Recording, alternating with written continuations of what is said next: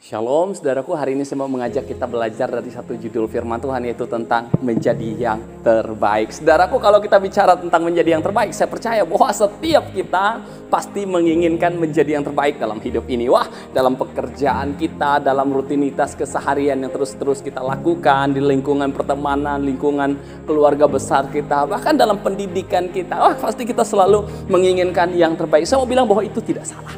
Itu benar sekali. Kenapa? Karena kita mempunyai Tuhan yang terbaik, Tuhan yang luar biasa. Seharusnya kehidupan kita juga anak-anak Tuhan, anak-anaknya harus yang terbaik. Anak-anaknya juga mempunyai kehidupan yang terbaik, pribadi-pribadi yang terbaik, saudaraku. Nah, tapi ada yang sering berkata begini, Pak Gembala, doakan saya bergumul untuk supaya dapat jodoh yang terbaik. Saudaraku, itu tidak salah, tapi menjadi masalahnya bahwa kita tidak bisa selalu menginginkan yang terbaik, sementara kita tidak pernah berusaha menjadi pribadi yang terbaik dalam hidup ini. Saudaraku, saya mau bilang begini, kalau engkau jadi yang terbaik, maka sesuatu yang mendekat padamu itu adalah hal-hal yang terbaik juga. Saudaraku, bagaimana supaya kita menjadi pertanyaan kita, bagaimana supaya kita bisa menjadi yang terbaik dalam hidup ini? Hal yang harus kita lakukan adalah menyadari siapa diri kita. Menyadari siapa diri kita. Ini penting sekali supaya kita bisa menjadi pribadi yang terbaik dalam hidup ini adalah menyadari siapa diri kita. Nah, siapa diri kita, saudaraku? Mari saya mengajak kita belajar hari ini. Ada dua hal, siapa diri kita. Dalam Injil Matius, yang pertama Injil Matius pasal 5 ayat ke-13, di sana dikatakan, kamu adalah garam dunia. Jika garam itu menjadi tawar, dengan apakah ia diasinkan selain dibuang dan diinjak oleh orang? Artinya apa, saudaraku? Kalau bicara tentang garam, garam itu adalah tentang pengaruh. Garam itu mengasinkan dan itu bicara tentang pengaruh. Artinya kehidupan kita adalah garam. Kehidupan kita ini adalah kehidupan yang mempengaruhi orang lain. Tapi masalahnya hari-hari ini, saudaraku, ada banyak anak-anak Tuhan bukannya mempengaruhi, tapi justru dipengaruhi oleh dunia ini. Nah, saudaraku, saya mau bilang begini, dunia ini terlalu jahat. Ada banyak tawaran-tawaran dalam dunia ini.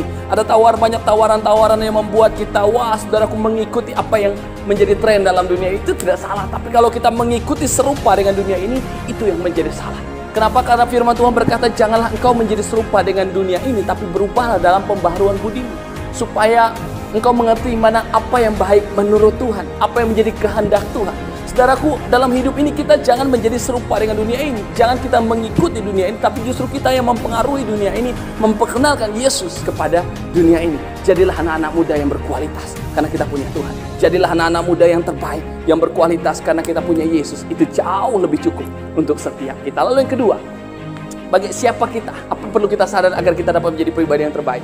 Di ayat yang selanjutnya, di ayat ke-14 dikatakan begini, saudaraku, kamu adalah terang dunia.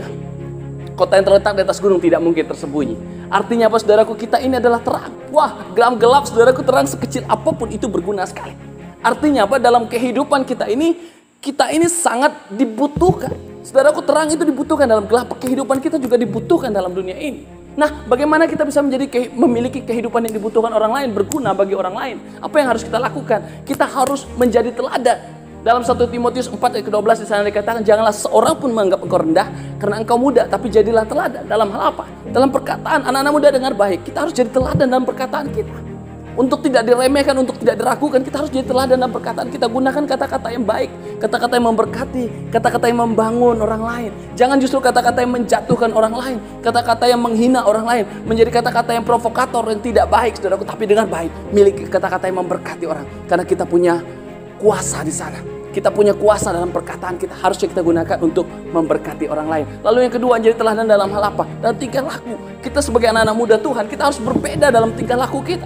Tingkah laku kita seharusnya menjadi tingkah laku yang mencerminkan bahwa Yesus hadir di dalam hidup kita.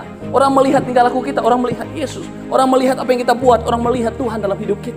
Itu yang seharusnya kita lakukan. Jadi teladan dalam tingkah laku kita. Lalu yang ketiga, jadi teladan dalam apa? Dalam kasih. Dalam hal kasih kita.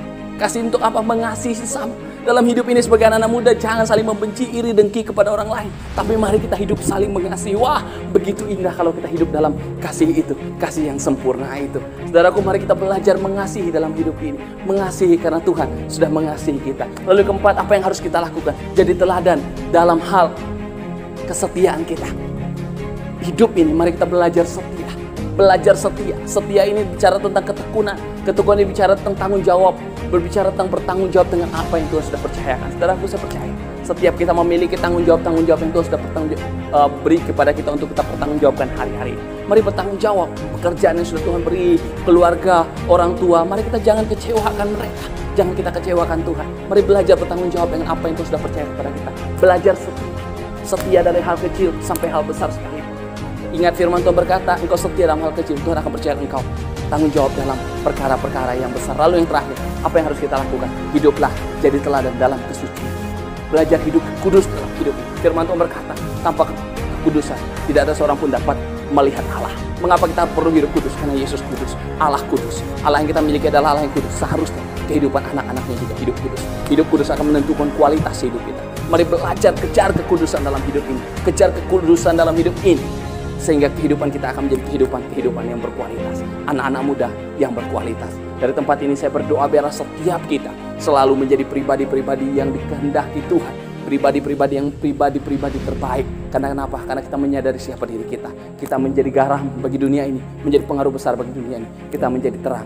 Menjadi orang yang berguna bagi dunia ini. Dari tempat ini saya berdoa Tuhan. Halo teman-teman, senang sekali bertemu dengan kita. Sekali lagi haleluya, haleluya. Saya percaya bahwa setiap kita selalu ada dalam berkat-berkat Tuhan. Sebagai anak-anak muda kita terus semangat. Sebagai anak-anak muda kita terus melangkah dengan besi dalam hidup ini. Karena kita percaya Tuhan selalu ada bersama-sama dengan kita. Mari terus dukung program ini. Saya rindu setiap kita. Mari kita dukung program ini supaya program ini terus bisa menjadi berkat buat setiap kita dengan cara subscribe. Bahkan kalau berasa diberkati dengan video ini, silahkan share video ini biar lebih banyak lagi teman-teman anak-anak muda semua diberkati dari program ini. Dari tempat ini saya selalu berdoa, biarlah kita anak-anak muda tetap semangat. Mari raih mimpi itu di dalam Tuhan. Tuhan memberkati.